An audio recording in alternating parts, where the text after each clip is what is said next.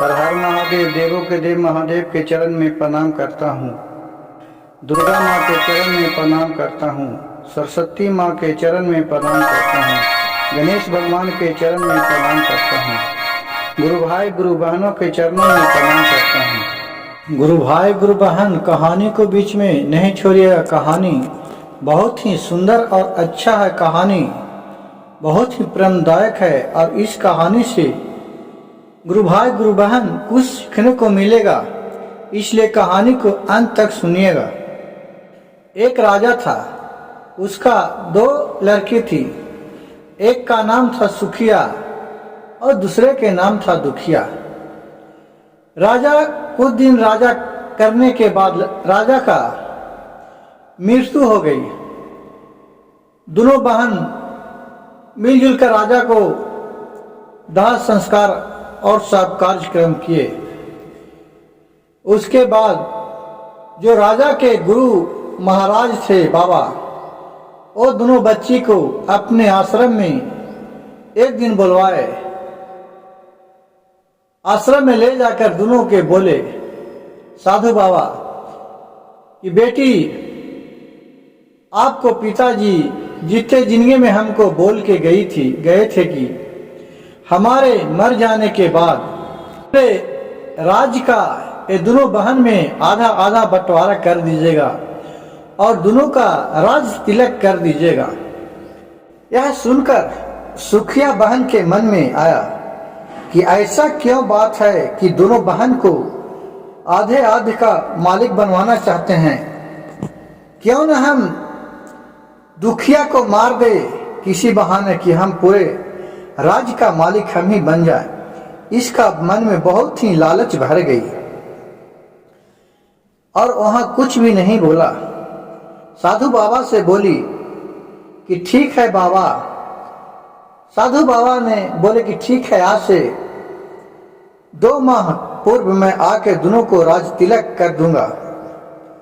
और फिर वहां से सुखिया और दुखिया दोनों बहन वहां से चले आए। अब सुखिया जुगाड़ लगाए कि क्यों न दुखिया को मार दिया जाए जान से, ताकि राज तिलक हम ही को होगा। ये रहबे नहीं करेगा तब इसको कैसे होगा। लेकिन अगर मारता हूं ऐसे तो लोग के नजर में मैं बुरा बन जाऊंगा, इसलिए कोई जुगाड़ लगाता हूं। और सुखिया थी जो रोज मछली फंसाने के लिए समुद्र में जाती थी और दुखिया भी साथ में जाती थी। वहां से आया 4 दिन हुआ, दोनों बहन खूब मेल मिलाप से रहने लगी। तो सुखिया बोलती है दुखिया से कि हे बहन, तुम जाओ ना, आज मछली फंसाने के लिए तुम जाओ, मैं आज नहीं जा पाऊंगा। ये आज मछली खाने का मन कर रहा है। आज लग रहा है कि मेरी सुखिया बहन दुखिया बहन मछली लाए कि मैं खाऊं। मेरा दिल में बहुत ही लालच जग रहा है कि आप मछली खिलाओ तो मुझे। दुखिया बहन बोली कि ठीक है दीदी, जाती हूं, क्योंकि दोनों बहन में बहुत प्रेम थी और दुखिया के मन में घृणा नाम की चीज नहीं थी जितना सुखिया के मन में थी। और वहां से दुखिया बंसी लेके अब चली जाती है मछली फंसाने के लिए। समुद्र में मछली फंसाने के लिए बंसी डालती है। दिन भर हो जाता है, मछली नहीं फंसती है और सोचने लगती है मन में कि मेरा दीदी आती थी, सुखिया दीदी, तो कैसे टक टक मछली फंसा लेती थी। हमसे तो मछली फंसी न रहा है, क्या ऐसा बात हो गया है। लेकिन सुखिया क्या थी, जो अंदर समुद्र में प्रवेश कर गई अपना माया से और जाके इसका बंसी का धागा काट दिया, जिससे सुई था जो जाके एक मछली के मुंह में अटक गया। जैसी मछली फंसा तो सोचा दुखिया कि मछली फंसा है, चलो खींचते हैं। जो खींचने के लिए किया कि सुखिया जाके धागा अंदर काट दिया और फिर मछली नहीं फंसा। और ऊपर जब मछली का बंसी खींचा तो दुखिया देख रही है कि जाओ बंसी भी टूट गया, अब मैं सुखिया दीदी को क्या कहूंगी, बहू डांटेगी हमको। लेकिन वो चुपचाप अपने चल आए घर शाम के और अपने बहन से बोली, सुखिया बहन से दुखिया बहन, कि दीदी देखिए ना, तो मछली एक भी नहीं फंसा है, एक मछली फंसा भी तो खींचने में बंसी टूट गया। तो दुखिया के बात सुनकर सुखिया ने बहुत जोर से उस पर चिल्लाने लगी और बोले कि जाओ तुम हमको सामने मुंह नहीं दिखाओ, जब तक हमको तुम उस बंसी को खोज के नहीं लाएगा उस सुई के, तो तुम इस राज्य में नहीं आना, मुंह दिखाने के लिए नहीं आना। ये बात सुनकर दुखिया बहुत दुखी हो गई, कहे कि ठीक है दीदी, जब तक मैं नहीं खोजूंगा, जब तक आपके पास नहीं आऊंगा। और फिर वो समुद्र में चली गई और नाव पर बैठ के टोटल मुंह के सभी मछली को खोज के मुंह में देख रहा कि किसका मुंह में मेरा सुई फंसा हुआ है। करते करते 10 दिन हो गया, लेकिन वो सुई नहीं मिला। देखिए शिव गुरु का महिमा। दुखिया बहन बोलने लगी, हे देवों के देव महादेव, जगत के पालन हाली, आप ही का सब दिया हुआ रहता है, आप हम पर कृपया करें। महादेव आपका नाम मैं जिंदगी में कभी नहीं भूलता हूँ। सुबह शाम उठ के ओम नमः शिवाय, ओम नमः शिवाय का जाप करते रहता हूँ। यह सुनकर महादेव उस पर प्रसन्न हो गए और सोचे कि ठीक है, अब इसका दुख का समय खत्म किया जाए, क्योंकि सुखिया को भी उसके पाप का परिणाम भुगतना बाकी था। एक दिन सुबह सुबह सुखिया दुखिया बहन अपने सुई खोज रही थी समुद्र में, तो देख रहा है कि एक राजकुमार समुद्र के किनारे पर आके बेहोश पड़ा हुआ है।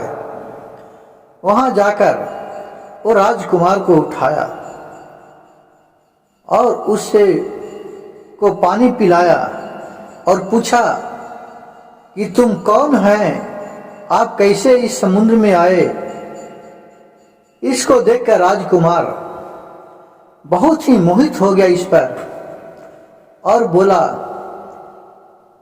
कि रानी, मैं तो समुद्र के रास्ते आ रहे थे कि एक बहुत तूफान आया और मैं समुद्र में दह गए। मैं फलना राज्य के राजकुमार हूँ, मैं अपने पिता के एक ही पुत्र हूँ। मेरे पिता बहुत ही हमारे को नहीं जानने के बाद बहुत ही व्याकुल हुए। दुखिया बहन बोली कि राजकुमार, आप तो बहुत ही घायल हो गए हैं, चलिए मैं आपको पहुंचा देता हूं। यह सुनकर राजकुमार बोला कि बहुत अच्छा है, चलिए। और राजकुमार और राजकुमारी दोनों हाथ से अपने पिता के पास आए। उसको पिता देखकर राजकुमारी को दुखिया को देखकर बहुत खुश हुए और पूछने लगे कि तुम किस राजा के राजपुत्री हो, तुम तो एक राजपुत्री जैसा लगती हो। दुखिया ने अपने सारी कहानी सुनाई। कहे कि ठीक है, तुम सोचो मत, मैं तुम्हारे काम पूरा कर देता हूं। वो अपने मंत्री को बोले कि जाओ समुद्र में जितना मछली है वो सबके आज्ञा दो कि किसका मुंह में किसी का कांटा फंसा हुआ है। ये सब बात सुनकर दुखिया सोचने लगी कि इस राजा के बाद समुद्र कैसे मान सकता है समुद्र की मछली, ये तो बहुत अचंभों की बात है। फिर मंत्री वहां से गए और सारी मछलियां के जाकर आज्ञा दिए एक मछली ने उधर से आया, बोला कि हाँ प्रभु, मेरे मुंह में एक कांटा फंसा हुआ है, मैं बहुत व्याकुल हूँ 1 महीना से, इसको कृपया निकाल दीजिए। मेरे निकालने पर भी नहीं निकल रहा है, मेरे खाने को नहीं बन रहा। यह सुनकर दुखिया बहुत खुश हुई और राजा कांटा निकालकर इसको दिखाया दिया। ये अपने पहचान गया कि ये तो वही कांटा है जिससे हम मछली फंसाने गए थे बंसी का।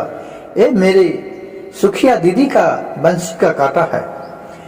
ये देखकर वो बहुत खुश हुई और राजकुमारी आने के लिए आज्ञा राजा से मांगा। राजा ने बोला, ठीक है बेटी, लेकिन मेरा भी एक शर्त है और मेरा भी एक आपसे नर्म निवेदन है। अगर तुम मानेगी तो मैं कहूँ। दुखिया बोली कि बोलिए, आप हमारे पिता के समान हुए। तो बोले कि बेटी, हमको यह आलसा है कि क्यों ना अपने बेटे के साथ तुम्हें शादी कर दूं। अगर तुम्हें मंजूर है तो तुम बताओ। दुखिया बोली कि बहुत अच्छा है। वो मन ही मन देख सुन के खुशी हो गई और दोनों का वहां शादी हो गया। शादी होकर फिर वहां से राजकुमार और दुखिया दोनों अपने राज्य भवन में आने के लिए पिता से और ससुर जी से आज्ञा मांगी। उनके ससुर जी बोले, ठीक है बेटी, जाओ, लेकिन ये लो दूध छरी है, ये छरी के लेते जाओ अपने साथ। ये शिव गुरु के आशीर्वाद से ये प्राप्त हुआ है। अगर तुम पर किसी भी तरह का विपदा आएगा तो एक छेरी को तुम उसके ऊपर फेंकेगा तो वो समुद्र के रूप में परिवर्तित हो जाएगा और उसको पूरा दहा के ले चल जाएगा, दहा देगा। और अगर तुमको उस पर ममता आएगा, तुमको बचाना रहेगा, तो दूसरा छेरी जब उस पर बिगेगा तो वो फिर प्राकृतिक जिस तरह पहले था उसी रूप में आ जाएगा। लेकिन ये बात किसी को नहीं बताना बेटी, ये गुप्त का बात है। कहा कि ठीक है पिताजी। और फिर दोनों छड़ी ली और वहां से राजकुमार के साथ अपने राज्य में आए। अपने राज्य में आके सुखिया को वो दिया बंसी का कांटा। कहा कि लीजिए दीदी, मैं तो आपको बंसी के कांटा लाकर दे दिया हूं। और खुशी से दुखिया बहन थी जो झूमने लगी। लेकिन जो सुखिया बहन थी वो दुखिया को देखकर बहुत ही और दुखी होने लगी। कहा कि हम फिर सुखिया बोली कि मैं तो एक कांटे का आप पर बहाना था, मैं तुम्हें राज नहीं दे सकती हूं, तुम यहां से भाग जाओ, नहीं तो मैं तुझे जान मार दूंगा। दुखिया बहन बोली कि बहन ऐसा क्यों बोलती है और इतनी आप अशुद्ध बात क्यों बोलती है। अगर तुमको रखना है तो आप हंसी खुशी से पूरा राज रख लो, मैं नहीं कुछ बोलूंगा। लेकिन सुखिया थी जिसका मन में कपट था, वो चाहती थी कि अगर ये जिंदा रहेगी तो आज न कल तो इस संपत्ति को लेने का हकदार बन ही जाएगी। ये नहीं लेगी तो इसको बाल बच्चा लेगा। कहा कि नहीं, तुम अब जिंदा नहीं बच सकती हो, तुमको मार डालूंगी। और अपने म्यान से सुखिया तलवार निकाली, दुखिया के ऊपर जैसी चलाई तो दुखिया ने वो छेरी इसके ऊपर फेंक दिया। दुखिया ने छेरी फेंकी तो सुखिया समुद्र में दहने लगा और चिल्लाने लगा और बोली कि बचा लो बहन, बचा लो बहन, मैं तो बहुत ही घमंडी हो गया था, मैं नहीं समझ पाई कि तुम मेरी बहन है, मैं तो तुमको मारने के लिए चाहती थी, बचा लो बहन। फिर दुखिया बहन को ममता आया और फिर दूसरी छेरी बोली बिगी तो फिर प्राकृतिक जैसा था वैसा ही एक पेड़ के नीचे वो गिरा हुआ सुखिया बहन नजर आई, जिससे पूरा छिला गया था गोर हाथ समुद्र में रहा था जो। और फिर उसी वक्त उसका गुरु महाराज वहां आ गए और फिर दोनों का राज तिलक आधा आधा भाग में कर दिए और दोनों का राज तिलक करे और दोनों बहन फिर खुशी खुशी रहने लगे।